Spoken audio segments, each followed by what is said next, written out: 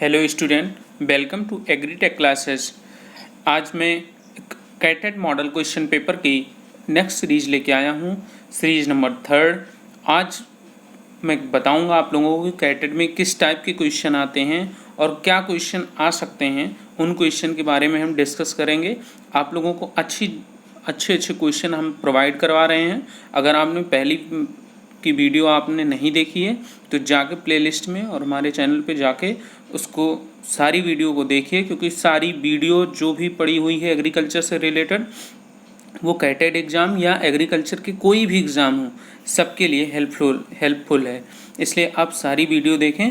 और अगर चैनल पे नए हैं, चैनल सब्सक्राइब नहीं किया है तो जल्दी से जाके चैनल सब्सक्राइब करिए, बेल आइकन दबाइए, जिससे मेरे वीडियो की सभी नोटिफिकेशन जो भी हो वो सबसे पहले आपको मिले।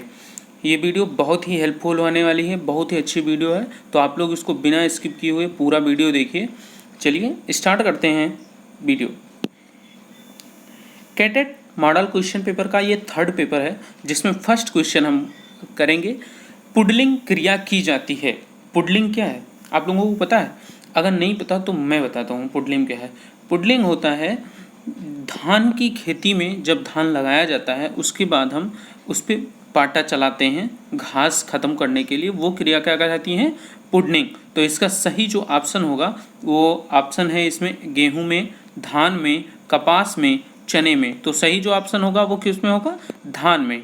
सेकंड क्वेश्चन है कि निम्न में से पर परागित फसल है, मतलब क्रॉस पॉलिनेटेड। क्रॉस पॉलिनेटेड मतलब एक ही कुल के 2 पौधों से परागण होता है, तो इसमें क्या कहते हैं? पर परागित फसल इसको कहते हैं। तो इसका जो ऑप्शन है वो है पहला सरसों, दूसरा है मक्का, तीसरा है धान और चौथा है गेहूं। तो इसका जो सही आंसर है वो है मक्का। अब आता है 3rd क्वेश्चन। पैरा व उटेरा किस फसल से संबंधित है? ये बहुत इंपॉर्टेंट क्वेश्चन है। पैरा उटेरा किस फसल से संबंधित क्वेश्चन है, और ये मैं आशा करूँगा कि शायद ये क्वेश्चन आपको कंफर्म हो कि ये कैटेट में आ सकता है, इसलिए इसको ध्यान से पढ़िएगा, ध्यान से समझिएगा। पैरा और व उटेरा कल किस फसल से संबंधित है? इसके ऑप्शन है गन्ने से, सेकंड ऑप्शन है गेहूं से, और थर्ड ऑप्शन है धान से, लास्ट ऑप्शन है ज्वार से। तो ये किससे संबंधित है? धान से। मोथा खरपतवार का वानस्पतिक नाम है। मोथा जो खरपतवार होता है काफ़ी खतरनाक खरपतवार होता है, क्योंकि इसकी जड़ें काफ़ी गहरी होती हैं, इसलिए अगर हम इसको उखाड़ते हैं तो ये ऊपर से ही टूट जाता है। आम खेतों में आप अगल बगल देख सकते हैं इस घास को। तो मोथा खरपतवार का जो बॉटकल नेम होता है वो ऑप्शन है इसके साइप्रस रोटेटस, दूसरा है अर्जिमोन मैक्सिकाना, थर्ड है साइनोलोन डेक्टिलोन, और लास्ट ऑप्शन है एवेना भेटुआ।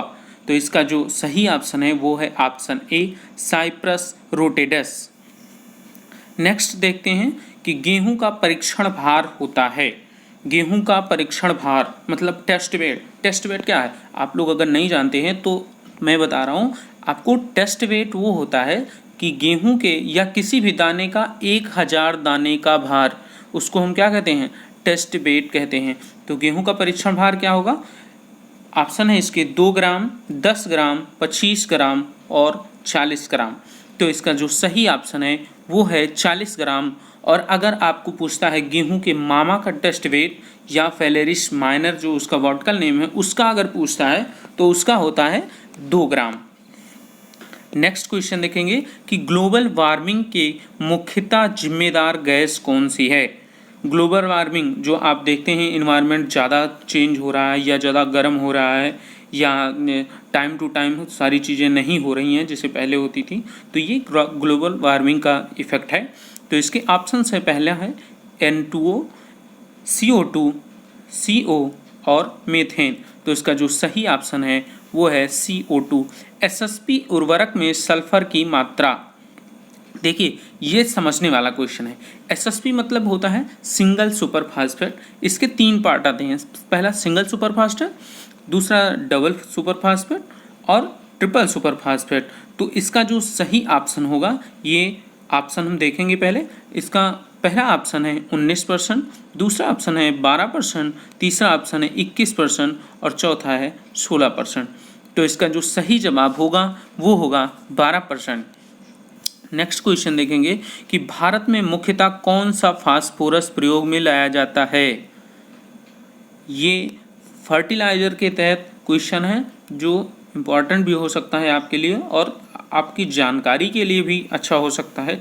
जो लोग खेती नहीं करते हैं या लोग जो खेती करते हैं उनको लिए भी पता होना चाहिए कि फास्फोरस उर्वरक किस में पाया जाता है, क्योंकि आम जो मार्केट में अवेलेबल होता है वो ये कह देते हैं कि हाँ ये डाई है, ये यूरिया है, ये पोटास है, इसको लेके जाओ, लेकिन उनको न मात्रा बताई जाती है उसकी और ना ही सही चीज़ें जानकारी नहीं दी जाती है। इसलिए आप लोगों को, जो स्टूडेंट हैं या जो तैयारी कर रहे हैं या जो जॉब करने के लिए तैयारी कर रहे हैं, उनको ये चाहिए कि किसान जो हमारे हैं उनको अच्छे से बताएं कि इस खाद में क्या क्या चीज़ें हैं, कितनी कितनी मात्रा में हैं। वो चीज़ें एक अलग इफेक्ट आपके इमेज के डालेंगी। तो जो 8वां क्वेश्चन है, भारत में मुख्यतया कौन सा फास्फोरस उर्वरक में प्रयोग किया जाता है। तो पहला है MAP, सेकंड ऑप्शन है DAP, तीसरा है SSP और लास्ट है NPK।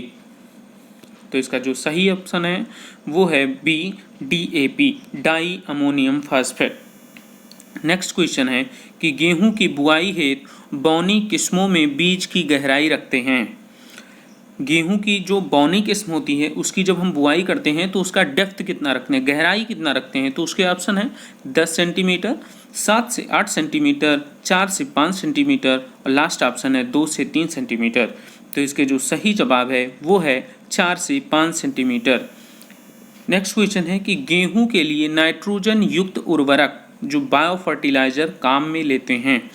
गेहूं के लिए, धान के लिए तो एजोला ले लेंगे और जो है एजोटोबैक्टर वगैरह भी ले सकते हैं, कोई ऐसा दिक्कत नहीं है, लेकिन ओजोला जो होता है वो मेन अच्छा होता है। तो गेहूं के लिए नाइट्रोजन युक्त, जिसमें नाइट्रोजन हो, ऐसे जैव उर्वरक जो बायो फर्टिलाइजर काम में लेते हैं, कौन से लेंगे। पहला ऑप्शन है PSP, सेकंड है VAM, तीसरा है एजोटोबैक्टर और चौथा है एजोलो स्पोरिलियम। तो इसका जो सही जवाब है वो है एजेटोबैक्टर। नेक्स्ट क्वेश्चन देखेंगे कि यूरिया में बाईयूरेट की मात्रा से अधिक नहीं होना चाहिए। क्या नहीं अधिक होना चाहिए? बाईयूरेट की जो मात्रा है वो कितने से अधिक नहीं होनी चाहिए। तो इसके ऑप्शन है 25%, सेकंड ऑप्शन है 2.5%, थर्ड ऑप्शन है 1.5% और लास्ट ऑप्शन है 5%। तो इसका जो सही जवाब है वो 1.5% होता है। नेक्स्ट क्वेश्चन देखेंगे कि मृदा की नमी ज्ञात की जाती है। किससे ज्ञात करेंगे? अगर मृदा की या अपने सॉइल की अगर हमको नमी जानना है, मॉइस्चर जानना है कि कितना नमी है हमारे खेत में, क्या बुआई के योग्य है नमी कि नहीं है, या खाद के लिए नमी है कि नहीं है, तो उसको अगर हम नापना हो तो किससे नापेंगे। तो इसके जो ऑप्शन दिए हैं वो है लाइसीमीटर से, सेकंड ऑप्शन है टेंसियोमीटर से, थर्ड ऑप्शन है एवोपोरीमीटर से और लास्ट ऑप्शन है कोई नहीं। तो इसका जो सही जवाब है वो है टेंसियोमीटर से। इससे हम क्या करेंगे, अपने सॉइल की मॉइस्चर पता करेंगे कि कितनी मॉइस्चर है। सेकंड नेक्स्ट क्वेश्चन देखेंगे कि मूंगफली, गेहूं, गन्ना आदि फसल को फसल चक्र प्रतिशत होता है। अगर ये आपको नहीं पता है तो हमारी जो पहले वीडियो पड़ी हुई हैं क्रॉप रोटेशन का या क्रॉप जो है क्रॉपिंग सिस्टम का, वो सारी वीडियो आप देखेंगे तो ये चीज़ें आपको निकालना आसान हो जाएगा। तो इसके जो मूंगफली, गेहूं, गन्ना आदि की फसलों का फसल चक्र परसेंटेज क्या होता है।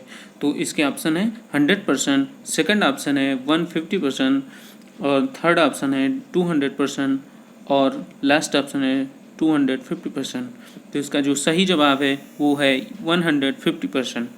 नेक्स्ट क्वेश्चन देखेंगे, मृदा संरक्षण की यांत्रिक विधियों में 3 से 4% ढलान वाली मृदाएं हेतु उपयुक्त विधि है। जो पहाड़ी मृदाएं होती हैं वो ढाल होती हैं, तो जो 3 से 4% ढलान वाली मृदाएं होती हैं उनके लिए कौन सी खेती जो है उपयुक्त होती है। तो उसका पहला है उनको क्या बनाना चाहिए। जैसे किस तरीके से उनकी खेती करनी चाहिए, तो उसके ऑप्शन है कंटूर बनाना, सेकंड है बेंच टेरेस, थर्ड है जिंक टेरेस और डी है बाउंडिंग। तो इसका जो सही जवाब है वो है जिंक टेरेस। नेक्स्ट क्वेश्चन देखें कि वातावरण में ओजोन परत पाई जाती है।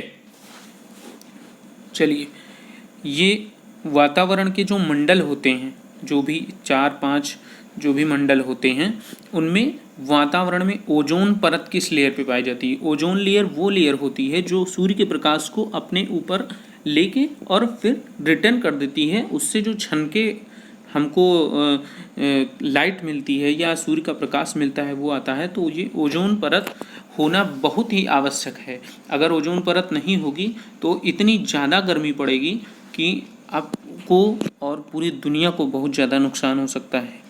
ओजोन परत, अभी आपने सुना होगा कि ओजोन परत में होल हो गया था, जिससे देखे होंगे आप पिछले दिनों में काफ़ी ज़्यादा गर्मी पड़ रही थी, जो इस लॉकडाउन के कारण पोल्यूशन कम हुआ और ओजोन परत पूरी भर गई। तो वातावरण में ओजोन परत पाई जाती है किस मंडल में। पहला ऑप्शन है क्षोभ मंडल, जिसको हम इंग्लिश में ट्रोपोस्फेयर कहते हैं। सेकंड ऑप्शन है समताप मंडल, इसको स्ट्रेटोस्फेयर कहते हैं। और थर्ड है मीसोस्फीयर और लास्ट ऑप्शन है आयन मंडल। तो इसका जो सही ऑप्शन है वो है समताप मंडल, स्ट्रेटोस्फेयर। नेक्स्ट क्वेश्चन देखेंगे, मृदा में CO2 की औसत मात्रा उपस्थित है। जो हमारी सॉइल है उसमें जो CO2 होता है उसकी कितनी मात्रा उपस्थित है। तो इसके ऑप्शन है 0.03%, सेकंड ऑप्शन है 0.3%, थर्ड ऑप्शन है 0.3% और लास्ट ऑप्शन है 1.3%। तो इसका जो सही जवाब है वो 0.3% है। नेक्स्ट क्वेश्चन देखेंगे कि गेहूं में डबल जीन बोनी किस्म है, डुअल जीन ड्रॉप जो वैरायटी होती है वो इनमें से कौन सी है। तो उसका गेहूं की खेती में हम ये कुछ चीज़ें आपको बताए भी हैं कि इसमें जो है आज जो क्वेश्चन हम बता रहे हैं इसमें गेहूं से रिलेटेड काफ़ी क्वेश्चन है। तो ये आपके लिए बहुत ज़्यादा इम्पॉर्टेंट हो जाता है, क्योंकि गेहूं एक सीरियल की मेन क्रॉप है। गेहूं हो गया, धान हो गया, ये सब मेन क्रॉप है, तो इनसे काफ़ी क्वेश्चन आते हैं। तो गेहूं में डबल जीन जो डुअल जीन ड्रॉप किस्म है वो कौन सी है। तो ऑप्शन है आपके सोनालिका, सेकंड ऑप्शन है कल्याण सोना, थर्ड ऑप्शन है लर्मा रोजो और लास्ट ऑप्शन है सुजाता। तो जो सही ऑप्शन है वो आपका कल्याण सोना है। नेक्स्ट क्वेश्चन देखेंगे कि गेहूं में प्रयुक्त खरपतवारनाशी मेटा सुल्फेरान मिथाइल की मात्रा काम में लेते हैं। कितनी मात्रा काम में लेंगे। अगर खरपतवारनाशी को जो खरपतवारनाशी है जो मेटा सुल्फ्यूरियान मिथाइल है उसकी कितनी मात्रा हम लेंगे गेहूं में डालने के लिए। तो उसके ऑप्शन है 10 ग्राम पर हेक्टेयर, 20 ग्राम पर हेक्टेयर, 500 ग्राम पर हेक्टेयर, 5 ग्राम पर हेक्टेयर। तो इसका जो सही जवाब है वो है 5 ग्राम पर हेक्टेयर। नेक्स्ट क्वेश्चन देखेंगे कि अनावृत कंड रोग को रोकने के लिए गेहूं के बीज को उपचारित करते हैं। पहली बात तो आप जानिए कि आप किसी चीज़ की भी खेती करिए, चाहे कोई भी क्रॉप हो, चाहे जो भी हो, उसको उपचारित करना आप ना भूलिए। क्योंकि अगर आप उपचारित करेंगे तो तमाम जो फंगीसाइड लगते हैं, इंसेक्टिसाइड लगते हैं, वो नहीं लगेंगे। जो वायरस से होते हैं या जो बैक्टीरिया से जो रोग हो जाते हैं वो आपके फसलों में नहीं होंगे। तो उसका ऑप्शन है थायराम से, कैप्टॉन से, बीटा बैग से और डाइथेन से। तो सही जवाब है बीटा बैग से। लास्ट क्वेश्चन है कि धान में अंकुरण बाद प्रयुक्त खरपतवारनाशी, अंकुरण के बाद हम कौन सा खरपतवारनाशी खेत में प्रयोग करते हैं धान की खेती में, ध्यान रखिएगा। तो इसके ऑप्शन है बेंथियोकार्ब, सेकंड ऑप्शन है ब्यूटाक्लोर, थर्ड ऑप्शन है प्रोपोनिल और लास्ट ऑप्शन है एनिलफास। तो इसका जो सही जवाब है वो है प्रोपोनिल। तो ये 20 क्वेश्चन के सीरीज जो थी वो थर्ड पार्ट है इसका। तो आपको समझ में आया होगा। जो चीज़ें नहीं समझ में आई, काफ़ी क्वेश्चन इसमें हमको लगते हैं कि वो आपको जानकारी इसकी रही होगी। हाँ, हो सकता है थोड़ा डाउट रहा हो, तो इस वीडियो से आपको क्लियर भी हो जाएगा। और आप लोग ज़्यादा से ज़्यादा सब्सक्राइबर बढ़वाइए, क्योंकि सब्सक्राइब करने में आपका कुछ लगता नहीं है, बस थोड़ी सी हमारी भी हेल्प हो जाती है, हमको भी थोड़ा प्रोत्साहन मिलता है कि हम और अच्छी कंटेंट से आपको वीडियो प्रोवाइड करें। तो प्लीज़ चैनल को सब्सक्राइब करिए, लाइक करिए, कमेंट करिए। Thank you for watching.